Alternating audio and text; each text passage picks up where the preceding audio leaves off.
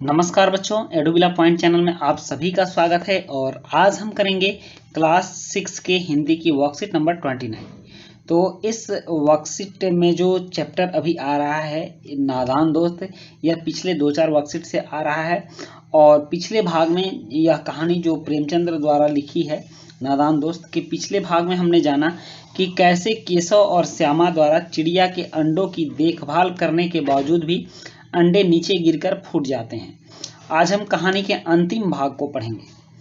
तो आपने देखा था कि इन दोनों ने अंडों को बचाने की और उसमें जो बच्चे निकलेंगे उनको बहुत सारा सुख देने का प्रयास किया था, लेकिन दुर्भाग्यवश यह इनका प्रयास विफल हो गया था और अंडे गिर गए थे, टूट गए थे।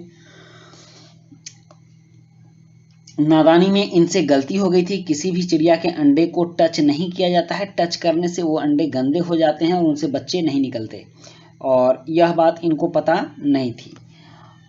अब जब अंडे टूट गए थे तो माँ जान गई और वो केशव से पूछताछ कर रही थी।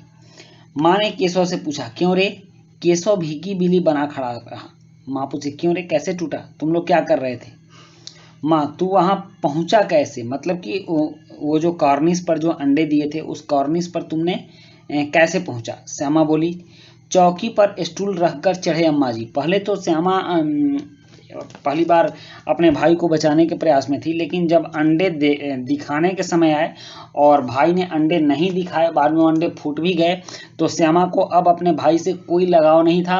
वो उसकी जितनी भी गलतियां और कारगुजारियां थी सब के सब अपने अम्मा को बता रही थी। अंडे टूटने के बाद उसका भाई से जो जुड़ाव था और भाई को बचाने का जो लगाव था वो उसका समाप्त हो गया। केशव भी बोला कि तू स्टूल थामे नहीं खड़ी थी? मतलब कि मैं तो चढ़ा था लेकिन तू भी तो स्टूल थामे खड़ी थी। श्यामा बोलती है, तुम्ही ने तो कहा था। तो फिर यह जवाब देती है कि तुमने कहा था इसलिए मैं खड़ी थी, मतलब मैं तुम्हारी आज्ञा का पालन कर रही थी, मेरा इसमें कोई रोल नहीं है। वो अपने आप से बचने का प्रयास कर रही थी। अब माँ बोल रही है, तू इतना बड़ा हुआ, तुझे अभी इतना भी करे, तू इतना बड़ा हुआ, तुझे अभी इतना भी मालूम नहीं कि छूने से चिड़ियों के अंडे गंदे हो जाते हैं। माँ उसको केशव को डांट रही है, बोल रही थी इतने बड़े हो गए और तुमको अभी तक यह पता नहीं है कि छूने से चिड़ियों के अंडे गंदे हो जाते हैं। चिड़िया फिर उन्हें नहीं सेती। सेने का मतलब होता है कि अंडों पर चिड़िया बैठकर उसको एक गर्मी देती है और उस गर्मी से उसमें बच्चे तैयार होते हैं।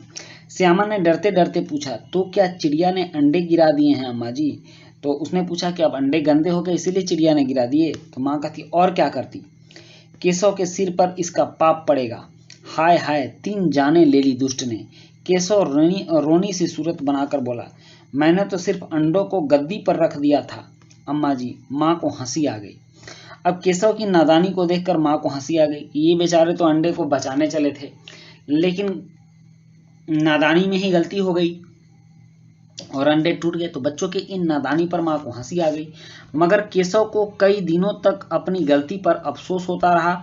उसके अंदर अपराध बोध की भावना रही कि मैंने गलती किया है। अंडों की हिफाजत करने के जोग में, मतलब जुगाड़ में, उसने उनका सत्यानाश कर डाला। इसे याद कर वह कभी कभी रो पड़ता था। दोनों चिड़िया वहां फिर न दिखाई दी क्योंकि उनके अंडे वहां सुरक्षित नहीं थे। तो इस तरह से इस कहानी का अंत हुआ। अब यहाँ कुछ प्रश्न हैं, जैसे कि पहला प्रश्न है कि भीगी बिल्ली बनना मुहावरे का अर्थ क्या है? तो ऑप्शन क है डर जाना, ख है मर जाना, ग है घबरा जाना, घ है पछताना। तो भीगी बिल्ली बनने का मतलब है डर जाना। प्रश्न 2 है कि केशव ने अंडों को कहाँ रख दिया था? तो उत्तर है कि केशव ने अंडों को ऑप्शन क घोंसले में, ख टोकरी में, ग कपड़े पर, घ गद्दी पर। तो उसने गद्दी पर रख दिया था। ऑप्शन घ सही होगा। घ सही होगा। प्रश्न 3 है कि माँ के डांटने और समझाने का केशव पर क्या प्रभाव पड़ा? और एक गतिविधि है कि अगर आप केशव के स्थान पर होते तो कैसा महसूस करते, लिखिए। तो चलिए इन दोनों प्रश्नों का उत्तर मैं आपको लिख कर देता हूँ।